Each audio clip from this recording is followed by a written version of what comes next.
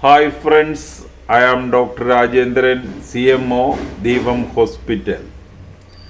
ഞാനിന്നിവിടെ പറയാൻ പോകുന്നത് ഫേഷ്യൽ നെർവ് പാൾസി അല്ലെങ്കിൽ ബെൽസ് പാൾസിനെ പറ്റിയാണ്. മനുഷ്യന് യഥാർത്ഥത്തിൽ 12 പെയർ ക്രേനിയൽ നെർവ്സ് ഉണ്ട്. എന്ന് പറഞ്ഞാൽ തലച്ചോറിൽ നിന്ന് നേരിട്ട് പുറത്തോട്ട് വരുന്ന നെർവ്സിനാണ് ഈ ക്രേനിയൽ നെർവ്സ് എന്ന് പറയുന്നത്. അപ്പോൾ അത് 12 പേഴ്സ് ഉണ്ട്. അതിൽ 7ാമത്തെ പെയർ ക്രേനിയൽ നെർവാണ് ഈ ഫേഷ്യൽ നെർവ് എന്ന് പറയുന്നത്. അപ്പോൾ ബെൽസ് പാൾസി എന്ന് പറഞ്ഞാൽ idiopathic unilateral infranuclear facial nerve palsy. ഇതാണ് ബെൽസ് പാൾസി എന്ന് പറയുന്നത്. അത് മിക്കവാറും യൂണിലാറ്ററൽ ആയിരിക്കും. ഇഡിയോപ്പതിക് എന്ന് പറഞ്ഞു കഴിഞ്ഞാൽ അതിൻ്റെ എക്സാക്റ്റ് എയ്ത്തിയോളജി എന്ന് പറഞ്ഞാൽ അതിൻ്റെ യഥാർത്ഥ കാരണങ്ങൾ എന്താണെന്ന് അറിയത്തില്ല. അതുകൊണ്ടാണ് എക്സാക്റ്റ് എത്തിയോളജി അൺനോൺ. ആദ്യമായിട്ട് നമുക്ക് ഈ ഫേഷ്യൽ നെർവിൻ്റെ ഫങ്ഷൻസ് എന്താണെന്ന് നോക്കാം. ഇത് മസിൽസ് ഓഫ് ഫേഷ്യൽ എക്സ്പ്രഷൻ്റെ മോട്ടോർ നെർവാണ് ഈ ഫേഷ്യൽ നെർവ്. അപ്പോൾ ഈ നെർവിൻ്റെ ആക്ഷൻ്റെ പുറത്താണ് നമുക്ക് ഇങ്ങനെ നെറ്റി ചുളിക്കാൻ പറ്റുന്നത്, കണ്ണിങ്ങനെ അടക്കാൻ പറ്റുന്നത്, വായിൽ വെള്ളം കൊണ്ടിട്ട് പുറത്തോട്ട് തുപ്പാൻ പറ്റുന്നത്, അതുപോലെ ഇങ്ങനെ വീർപ്പിച്ച് പിടിക്കാൻ പറ്റുന്നത്, ചിരിക്കാൻ പറ്റുന്നത്, സ്മൈൽ ചെയ്യാൻ പറ്റുന്നത്, ഇതെല്ലാം മസിൽസ് ഓഫ് ഫേഷ്യൽ എക്സ്പ്രഷൻ്റെ പ്രവർത്തന ഫലമായിട്ടുണ്ടാകുന്നതാണ്. അതിൻ്റെ മോട്ടോർ നെർവാണ് ഈ ഫേഷ്യൽ നെർവ് എന്ന് പറയുന്നത്. അടുത്തത് ലാക്രിമൽ ഗ്ലാൻഡിൻ്റെ സെക്രീഷന് സഹായിക്കുന്ന ഒരു നെർവാണ് ഫേഷ്യൽ നെർവ്. അതുപോലെ തന്നെ സലൈവറി ഗ്ലാൻഡിൻ്റെ സെക്രീഷനെ സഹായിക്കുന്ന ഒരു നെർവാണ് ഈ ഫേഷ്യൽ നെർവ്. അതുപോലെ തന്നെ ഈ കാതിൽ മിഡിൽ ഇയറിൻ്റെ അകത്ത്, ചെവിയുടെ അകത്ത് ഈ മിഡിൽ ഇയർ എന്ന് പറഞ്ഞൊരു പാർട്ടുണ്ട്. അതിൻ്റെ അകത്ത് കൊച്ചു കൊച്ചു മസിൽസ് ഉണ്ട്.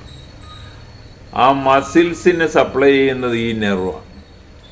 അപ്പോൾ ഒരു ഭയങ്കര സൗണ്ടിനെയൊക്കെ ഇത് മിനിമൈസ് ചെയ്ത് കാതിലോട്ട് വിടുന്നത് ഈ നെർവിൻ്റെ സഹായത്താലാണ്. അതുപോലെ തന്നെ ഈ ടങ്ങിൻ്റെ ആദ്യത്തെ ഭാഗം, ഈ നാക്കിൻ്റെ ആദ്യ ഭാഗത്തെ ടേസ്റ്റ് അറിയുന്നത് ഈ ഫേഷ്യൽ നെർവിൻ്റെ സഹായത്താലാണ്. അപ്പോൾ ഈ 5 ഫങ്ഷൻസാണ് ഈ ഫേഷ്യൽ നെർവിനുള്ളത്. അപ്പോൾ നമുക്ക് ഈ ഫേഷ്യൽ നെർവിന് പാൾസി, തളർച്ച വരുമ്പോൾ എന്ത് സംഭവിക്കുന്നു നോക്കാം. ആദ്യം മസിൽസ് ഓഫ് ഫേഷ്യൽ എക്സ്പ്രഷൻ തളരും. അപ്പോൾ ഇദ്ദേഹത്തിന് ഇങ്ങനെ നെറ്റിച്ച് വിളിക്കാൻ പറയുകയാണെങ്കിൽ, ഇപ്പോൾ ഇതാണ് ആ നെർവ് പാൾസി ഉണ്ടായ ഭാഗമെങ്കിൽ ഈ ഭാഗത്ത് നെറ്റിച്ച് വിളിക്കത്തില്ല, ഇവിടെ ചുളുക്ക് വീഴും, ഇങ്ങനെ ചുളുക്ക് വീഴും. അതുപോലെ കണ്ണ് മുറുക്കി അടക്കാൻ, 2 കണ്ണും മുറുക്കി അടക്കാൻ പറയുമ്പോൾ നോർമൽ ഭാഗത്ത് കണ്ണ് ശരിക്കും അടക്കാൻ പറ്റും, മറ്റേ കണ്ണ് അടയത്തില്ല. അതുപോലെ ഇദ്ദേഹം കുറച്ച് വെള്ളം വായിലെടുത്തിട്ട് പുറത്തോട്ട് തുപ്പുമ്പോൾ അത് ഇപ്പം ഈ സൈഡാണ് പാരാലിസിസ് വന്നതെങ്കിൽ ഈ സൈഡിൽ കൂടെ വെള്ളം മേത്തോട്ട് വീഴും. അതുപോലെ ഇപ്പോൾ വായിൽ കുറച്ച് കാറ്റ് കൊണ്ട് പിടിച്ചിട്ട് ഇങ്ങനെ വീർപ്പിച്ച് പിടിക്കാൻ പറ്റത്തില്ല. അദ്ദേഹത്തിൻ്റെ ഈ സൈഡിൽ കൂടെ അത് കാറ്റ് പുറത്തോട്ട് പോകും. അതുപോലെ ഏറ്റവും പ്രധാനം, ഇദ്ദേഹത്തിന് പുഞ്ചിരിക്കാൻ പറ്റത്തില്ല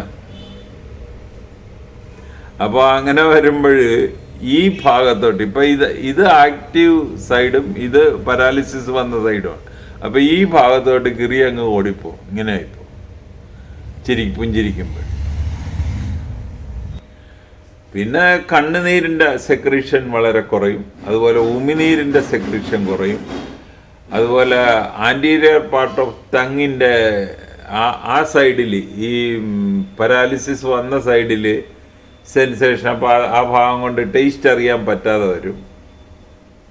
അതുപോലെ തന്നെ ഈ ചെറിയ സൗണ്ട് പോലും വലിയ സൗണ്ടായിട്ട് ചിലപ്പോൾ കേട്ടുന്നിരിക്കും, ഹൈപ്പർ അക്യൂസിസ്. അപ്പോൾ ഇത് ആ മിഡിൽ ഇയറിലുള്ള കൊച്ചു മസിൽസിന് സപ്ലൈ ചെയ്യുന്ന അതിൻ്റെ ആ നെർവിൻ്റെ എഫക്റ്റ് പോയത് കൊണ്ടാണ്. അതുപോലെ ഫേഷ്യൽ നെർവ് പാൾസി വരുന്നതിന് മുമ്പ് ഇദ്ദേഹം ഈ ചെവിയുടെ ഈ ഭാഗത്തായിട്ട് നല്ല പെയിൻ പറയാറുണ്ട്. സാധാരണ ഒരു യാത്രയുടെ ഹിസ്റ്ററി അതിനു മുമ്പായിട്ട് ഉണ്ടാകും. പിന്നെ ഇതിൻ്റെ ഈ പാൾസി വരുന്നത് പെട്ടെന്ന് രാവിലെ എണീക്കുമ്പോൾ ഒരു വശം തളർന്നു പോവുകയല്ല. അതിങ്ങനെ ഗ്രാജുവലായിട്ട് കുറച്ച് മണിക്കൂറുകൾ കൊണ്ടാണ് ഇതതിൻ്റെ പാരമ്യതയിലെത്തുന്നത്. എന്ന് പറഞ്ഞാൽ പൂർണ്ണതയിലെത്തുന്നത് കുറച്ച് മണിക്കൂറുകൾ എടുക്കും. ഇനി ഇതിൻ്റെ കാരണങ്ങൾ നോക്കാം. യഥാർത്ഥത്തിൽ ഒരു കാരണം എക്സാക്ട് എത്തിയോളജി അൺനോൺ.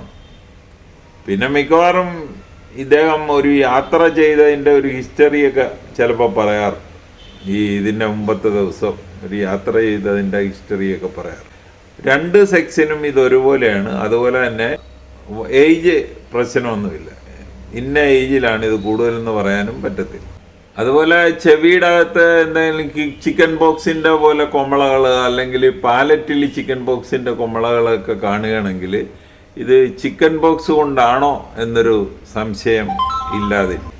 പിന്നെ വേറെ ചില വൈറൽ ഇൻഫെക്ഷനും ഇതിൻ്റെ കാരണമായിട്ട് പറയുന്നുണ്ട്. അതൊന്നും പ്രൂവ്ഡ് അല്ല. ഇതിൻ്റെ പ്രോഗ്നോസിസ് അതൊരു 75% കേസുകളും ഒരു 2 ആഴ്ച 3 ആഴ്ച കൊണ്ട് കംപ്ലീറ്റ് റിക്കവറി ചെയ്യും. പിന്നെ ഒരു 10% ആളുകൾക്ക് കുറച്ചുകൂടെ സ്ലോയിലി റിക്കവറി ചെയ്യും. വേറെ ഒരു 15% ആളുകൾക്ക് ഇതിനെ റിക്കവറി ചെയ്യാനുള്ള സാധ്യതകൾ കുറവാണ്. അപ്പോൾ ഇതിൻ്റെ ഒരു ഡിഫറൻഷ്യൽ ഡയഗ്നോസിസ് എന്ന് പറഞ്ഞാൽ അത് വേറെ എല്ലാത്തരം ഫേഷ്യൽ നെർവിനെ ബാധിക്കുന്ന അസുഖങ്ങളും ഇതിൻ്റെ ഡിഫറൻഷ്യൽ ഡയഗ്നോസിൽ വേണം. അതുപോലെ തന്നെ സ്ട്രോക്ക് ഇതിൻ്റെ ഒരു ഡിഫറൻഷ്യൽ ഡയഗ്നോസിൽ വേണം. ഇനി ഇതിൻ്റെ ഒരു ഡയഗ്നോസിസ് മെയിനായിട്ടും ഹിസ്റ്ററി. ഇതുപോലെ ഒരു ഭാഗം കൂടിപ്പോയതും അല്ലെങ്കിൽ കണ്ണടക്കാൻ പറ്റാതെ വന്നതും അല്ലെങ്കിൽ കുപ്പിളിക്കുമ്പോൾ വായിൽ നിന്ന് വെള്ളം മേത്ത് വീണ കഥയും എല്ലാം ഈ പേഷ്യൻ്റ് അതുപോലെ തന്നെ വന്ന് പറയും. ഇത് സഡനല്ല, ഒരു കുറച്ച് മണിക്കൂറുകൾ കൊണ്ടാണ് ഇത് സംഭവിച്ചത്. ഇതെല്ലാം ഹിസ്റ്ററിയിൽ നിന്ന് നമുക്ക് കിട്ടും. അപ്പം തന്നെ നമുക്ക് ഒരു ഏകദേശം ഡയഗ്നോസ് കിട്ടും. അപ്പോൾ അദ്ദേഹത്തിന് ഒരു ന്യൂറോളജിക്കൽ എക്സാമിനേഷൻ നടത്തുക. എക്സാമിനേഷൻ നടത്തുമ്പോൾ ഈ നെറ്റ് ഇപ്പോൾ ഈ ഭാഗത്താണ് പരാലിസിസ് സംഭവിച്ചതെങ്കിൽ ഈ നെറ്റ് ചുളുകത്തില്ല, ഈ ഭാഗം ചുളുങ്ങും. അതുപോലെ കണ്ണ് മുറുക്കി അടക്കാൻ പറഞ്ഞ കണ്ണ് ഈ ആക്റ്റീവായിട്ടുള്ള ഭാഗത്ത് കുഴപ്പമൊന്നുമില്ല, മറ്റേ സൈഡിൽ കണ്ണ് തുറന്നിരിക്കും. അതുപോലെ കുറച്ച് വെള്ളം വായിലെടുത്തിട്ട് പുറത്തോട്ട് തുപ്പാൻ പറയുമ്പോൾ അത് ഈ വീക്കായിട്ടുള്ള ഭാഗത്തൂടെ പുറത്തോട്ട് മേത്തോട്ട് വീഴും. അതുപോലെ വായിൽ ഇങ്ങനെ ബ്ലോട്ട് ചെയ്യാൻ പറ്റത്തില്ല, ഒരു സൈഡിൽ കൂടെ കാറ്റങ്ങ് പോയിക്കൊണ്ടിരിക്കും. അതുപോലെ ചിരിക്കാൻ പറയുമ്പോൾ ഈ സൈഡിലോട്ട് കിറി അങ്ങ് കൂടും. അപ്പോൾ ഇതൊക്കെ കാണുമ്പോൾ നമുക്ക് ഡയഗ്നോസ് ഏകദേശം കിട്ടിക്കഴിയും. അതുപോലെ എക്സ്റേ മാസ്റ്റോയിഡിൻ്റെ എക്സ്റേ എടുക്കുക. അതുപോലെ ബ്ലഡ് ഷുഗർ ഇതിൻ്റെ ഡയബറ്റിക് പേഷ്യൻസിന് ഇതിന് സാധ്യത കൂടുതലാണ്. അപ്പോൾ ബ്ലഡ് ഷുഗർ ലെവൽ നോക്കുന്നത് വളരെ പ്രധാനം. അപ്പോൾ ഇതിൻ്റെ ട്രീറ്റ്മെൻറ്റ് എങ്ങനെയാണെന്ന് വെച്ച് കഴിഞ്ഞാൽ ഇതിൻ്റെ പ്രധാന ട്രീറ്റ്മെൻറ്റ് സ്റ്റിറോയിഡ്സ്. അപ്പോൾ സ്റ്റിറോയിഡ്സ് കൊടുക്കുന്നത് സാധാരണ പ്രെഡ്നിസോളോൺ എന്ന് പറയുന്ന ഒരു സ്റ്റിറോയിഡാണ്. അപ്പോൾ അത് ആദ്യം 40 മില്ലിഗ്രാം പെർ ഡേ എന്ന് പറഞ്ഞാൽ ഒരു ദിവസം 4 നേരം 10 മില്ലിഗ്രാമിൻ്റെ ഗുളിക. അത് ഒരു 3-4 ദിവസം കൊടുത്തു കഴിഞ്ഞിട്ട് 3 നേരം ആക്കുക, 10 മില്ലിഗ്രാം 3 നേരം. അതുപോലെ തന്നെ പിന്നെ ഒരു 4 ദിവസം കഴിഞ്ഞ് 10 മില്ലിഗ്രാം 2 നേരം, പിന്നെ ഒരു 4 ദിവസം കഴിഞ്ഞ് 10 മില്ലിഗ്രാം 1 നേരം, അങ്ങനെ ടേപ്പർ ചെയ്ത് നിർത്തുക. അപ്പോൾ ഈ സമയത്ത് പുള്ളിക്ക് ചിലപ്പോൾ ഗ്യാസ്ട്രിക് ഇറിറ്റേഷൻ, വയറ്റിൽ വെപ്രാളമൊക്കെ വരികയാണെങ്കിൽ നമ്മൾ അൻറ്റാസിഡും കൂടെ സാധാരണ ഇതിൻ്റെ കൂടെ കൊടുക്കാറുണ്ട്. അതുപോലെ തന്നെ ഈ സ്റ്റിറോയിഡ് കൊടുത്തു കഴിയുമ്പോൾ പേഷ്യൻറ്റിന് ഡയബറ്റിക് പേഷ്യൻ്റ് ആണെങ്കിൽ ചിലപ്പോൾ ബ്ലഡ് ഷുഗർ ലെവൽ കൂടാൻ സാധ്യതയുണ്ട്. അത് പേഷ്യൻറ്റിനോട് ആ ചരിത്രം ഒന്ന് പറയണം, ആ സാധ്യത ഒന്ന് പറയണം. അല്ലെങ്കിൽ അവർ തിരിച്ചു വന്നിട്ട് ഡോക്ടറെ ഇങ്ങനെ ഇത് ബ്ലഡ് ഷുഗർ ലെവൽ വളരെ കൂടി എന്നൊക്കെ പറയും. അത് ഒന്നും വരാതിരിക്കാനായിട്ട് അതെല്ലാം നേരത്തെ തന്നെ അങ്ങ് പറയും. അതുപോലെ ന്യൂറോബേൺ ഇഞ്ചക്ഷൻ കൊടുക്കാറുണ്ട്, വാസോഡൈലറ്റേഴ്സ് ചിലപ്പോൾ കൊടുക്കും. ഇനി നമ്മൾ കണ്ണിൻ്റെ പ്രൊട്ടക്ഷൻ, ഈ കണ്ണെപ്പോഴും തുറന്നിരിക്കുന്നതും കണ്ണിൽ ലാക്രിമൽ സെക്രീഷൻ വളരെ കുറഞ്ഞിരിക്കുന്നതും അത്ര കണ്ണിന് നല്ലതല്ല, കണ്ണ് ചീത്തയായി പോകാനായിട്ട് സാധ്യതയുണ്ട്. അപ്പോൾ അതിനെന്ത് ചെയ്യണമെന്ന് വെച്ച് കഴിഞ്ഞാൽ നമ്മൾ ഉറങ്ങുന്ന സമയത്ത് ഈ ഡ്രോപ്സൊക്കെ ഒഴിച്ച് കഴിഞ്ഞിട്ട് ഈ പാഡ് വെക്കുക, ഒരു സൈഡിൽ പാഡ് വെച്ചിട്ട് കിടന്നുറങ്ങും. നമ്മൾ യാത്ര ചെയ്യണമെങ്കിൽ ഗ്ലാസ് ഉപയോഗിക്കുക. ഗ്ലാസ് ഉപയോഗിച്ച് കഴിഞ്ഞിട്ട് ഈ ഭാഗത്തുനിന്ന് പൊടിയൊന്നും കയറാതിരിക്കാനായിട്ട് ഈ ഭാഗത്ത് പ്രൊട്ടക്ഷനുള്ള തരം ഗ്ലാസ്സുകൾ ഉപയോഗിക്കും. അപ്പോൾ തുറന്നിരിക്കുന്ന കണ്ണിൽ പൊടിയൊന്നും പോകാതിരിക്കും. അപ്പോൾ ഇത് കണ്ണടക്കാൻ പറ്റാത്തതുകൊണ്ട് പൊടിയൊക്കെ നേരിട്ട് വന്ന് വീണ് കഴിഞ്ഞാൽ കോർണിയൽ ഇഞ്ചുറി വന്നിട്ട് ആ കണ്ണ് കേടായി പോകാൻ സാധ്യത. അതുപോലെ ആംഗിൾ ഓഫ് ദി മൗത്ത്, അതിങ്ങനെ എതിർ സൈഡിലോട്ട് ഇങ്ങനെ കോടിപ്പോകാനുള്ള സാധ്യതയുണ്ടെന്ന് പറഞ്ഞാൽ അതിങ്ങനെ വലിച്ചു വെച്ചിട്ട് എന്തെങ്കിലും ഒരു പ്ലാസ്റ്റർ ഈ ഭാഗത്തൊട്ടിച്ച് വെച്ച് കഴിഞ്ഞാൽ അത് ഇങ്ങോട്ടുള്ള കോടൽ കുറഞ്ഞിരിക്കും. അതുപോലെ ഈ അഫക്റ്റഡ് സൈഡിലുള്ള കവളിൻ്റെ ഇന്നർ സൈഡിൽ ഈ ഭക്ഷണം കെട്ടിക്കിടക്കാനുള്ള സാധ്യതയുണ്ട്. അപ്പോൾ അതൊക്കെ വളരെ കാര്യമായിട്ട് ക്ലീൻ ചെയ്യണം. ഇനി നമുക്ക് ഇതിൻ്റെ അകത്ത് ഏറ്റവും പ്രധാനം ഫിസിയോതെറാപ്പിയാണ്. അപ്പോൾ ചലനം പതുക്കെ വന്നു കഴിയുമ്പോൾ നമ്മൾ ചില ഫിസിയോതെറാപ്പികൾ, ഇപ്പോൾ ഒരു കണ്ണാടിയുടെ മുമ്പിൽ നിന്ന് കണ്ണിങ്ങനെ മുറുക്കി അടക്കാനായിട്ട് കുറച്ച് നമ്മൾ മാനുവലായിട്ടും ഹെൽപ്പ് ചെയ്യുക, കണ്ണിങ്ങനെ അടക്കാനായിട്ട്. അതുപോലെ ഇങ്ങനെ നെറ്റി ചുളുക്കാനായിട്ട്, ഈ സൈഡിൽ ചുളുങ്ങും പക്ഷേ ഈ സൈഡിൽ ചുളുങ്ങത്തില്ല. അത് നമ്മൾ കുറച്ചൊക്കെ നമ്മുടെ ഫിസിക്കലി ഹെൽപ്പ് ചെയ്ത് ചുളുങ്ങാനായിട്ട് ശ്രമിക്കണം. പിന്നെ സ്ട്രോ ഉപയോഗിച്ച് എന്തെങ്കിലും വെള്ളം കുടിക്കുന്നതല്ല. അതുപോലെ കൊപ്പിളിക്കുന്നത്, ഈ വായിൽ വെള്ളം കൊണ്ടിട്ട് പുറത്തോട്ട് തുപ്പുന്നു. അതുപോലെ ബലൂൺ വീർപ്പിച്ച് പൊട്ടിക്കുന്നതും കുഴപ്പമില്ല. അപ്പോൾ അത് ഈ മസിൽസ് ഓഫ് ഫേഷ്യൽ എക്സ്പ്രഷന് നല്ലൊരു എക്സർസൈസായി. അതുപോലെ കാറ്റ് വായിലിങ്ങനെ നിറച്ചിട്ടിങ്ങനെ ബ്ലോട്ട് ചെയ്യുക. അതുപോലെ ഒരു മെഴുകുതിരി കത്തിച്ചിട്ട് ഊതിക്കെടുത്തുന്നത് നല്ലതായിരിക്കും. അതുപോലെ ചീവിങ് ഗം ഉപയോഗിച്ച് എപ്പോഴും ചവച്ചുകൊണ്ടിരിക്കുന്നത് നല്ലതായിരിക്കും. ഈ മസിൽസ് ഓഫ് ഫേഷ്യൽ എക്സ്പ്രഷന് നല്ല എക്സർസൈസ് കിട്ടുന്ന രീതികളാണിതെല്ലാം. അടുത്തത് electrical stimuli to contract the muscles passively. ഈ muscles of facial expression contract ചെയ്യാനായിട്ട് ഇലക്ട്രിക്കൽ സ്റ്റിമുലൈ കൊടുക്കുന്നത് ഒരു രീതിയുണ്ട്. അതുപോലെ എവിടെയെങ്കിലും യാത്ര ചെയ്യുമ്പോൾ ചെവി മൂടി വെക്കുന്നത് നല്ലതാണ്. അതുപോലെ ഫാനിൻ്റെ തൊട്ട് താഴെ പോയി കിടന്ന് ഉറങ്ങുന്നത് അത്ര നല്ലതല്ല. ഇച്ചിരി അങ്ങോട്ടും ഇങ്ങോട്ടും മാറിക്കിടക്കും. യാത്ര ചെയ്യുമ്പോൾ അതുപോലെ ബസ്സിൻ്റെ സൈഡ് സീറ്റിൽ ഇരിക്കാതിരിക്കുക.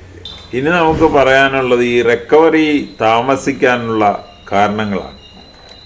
സാധാരണ ഈ പാൽസി തുടങ്ങിയാൽ അത് പൂർണ്ണതയിലെത്തുന്നത് മണിക്കൂറുകൾ കൊണ്ടാണ്. അങ്ങനെ സംഭവിക്കാതെ പെട്ടെന്ന് ഒരു സൈഡ് അങ്ങ് പോവുകയാണെങ്കിൽ അതിന് റിക്കവറിക്ക് സമയമെടുക്കും. പെട്ടെന്ന് റിക്കവറി ഉണ്ടാകത്തില്ല. അപ്പോൾ ഇത് റിക്കവറി താമസിക്കാനുള്ള ഒരു കാരണങ്ങളാണ്. പിന്നെ പ്രഗ്നൻസി റിക്കവറി താമസിക്കാനുള്ള ഒരു കാരണം. പിന്നെ ഓൾഡ് ഏജ്, അതുപോലെ അൺകൺട്രോൾഡ് ഡയബറ്റീസ്, അതുപോലെ ബെൽസ് ഫിനോമിന ഇല്ലാത്തവർ.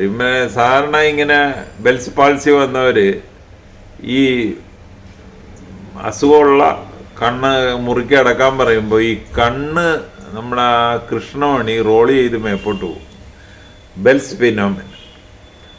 അപ്പോൾ അത് ഇല്ലാത്തവർക്ക് ഒരു റിക്കവറിക്ക് താമസം വരും.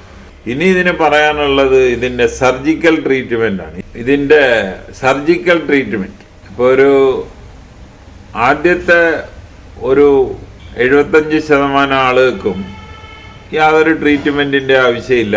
2 ആഴ്ച 3 ആഴ്ച കൊണ്ട് കംപ്ലീറ്റ് ആയി. പിന്നെ കുറച്ച് പേർക്ക് ഇത് ഇച്ചിരി ലേറ്റാകും. ബാക്കി 2 തൊട്ട് 3% ആളുകൾക്ക് റിക്കവറി ഉണ്ടാകത്തില്ല. അപ്പോൾ എന്താണ് ചെയ്യുന്നതെന്ന് വെച്ച് കഴിഞ്ഞാൽ ഈ ഫേഷ്യൽ നെർവിൻ്റെ ഫേഷ്യൽ നെർവ് ഒരു ടണലിൽ കൂടെയാണ് വരുന്നത്, ബോണിൻ്റെ ടണലിൽ കൂടെ വരുന്നത്. അവിടെ സർജിക്കൽ ഡീകംപ്രഷൻ തെറാപ്പി ആ ടണലിൽ നിന്ന് അതിനെ പൊട്ടിച്ച് പുറത്താക്കും. ബെൽസ് പാൾസിയെ പറ്റി ഇത്രയൊക്കെ പറയാനുള്ളൂ. ഈ വീഡിയോ ഒന്നിട്ട് കാണുക. കണ്ടിട്ട് പ്രയോജനപ്പെട്ടുവെങ്കിൽ ഞങ്ങളുടെ ചാനൽ സബ്സ്ക്രൈബ് ചെയ്യുക. വേറൊരു വീഡിയോ ആയിട്ട് നമുക്ക് വീണ്ടും കാണാം. Thank you.